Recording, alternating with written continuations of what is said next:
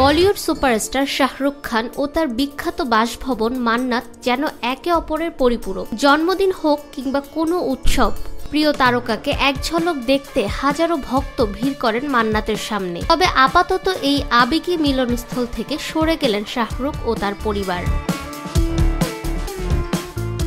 বাড়ি সংস্কারের কাজের জন্য সাময়িকভাবে মান্নাত ছাড়লেন শাহরুখ খান। বর্তমানে তিনি পরিবার সহ মুম্বাইয়ের বান্দ্রার পালি হিল এলাকার একটি বিলাসবহুল অ্যাপার্টমেন্টে উঠেছেন। নতুন ভাড়া বাসাটি আয়তনে মান্নাতের তুলনায় অনেকটাই ছোট। মান্নাতের আয়তন প্রায় ২৭,০০০ বর্গফুট আর নতুন অ্যাপার্টমেন্টের আয়তন ১০,৫০০ বর্গফুট। এই ভাড়া বাসার জন্য প্রতি মাসে ২৪ লাখ রুপি দিতে হবে শাহরুখকে। ফাহমিদা বিনতে আনোয়ার, নিরপেক্ষ নিউজ ডেস্ক, ঢাকা।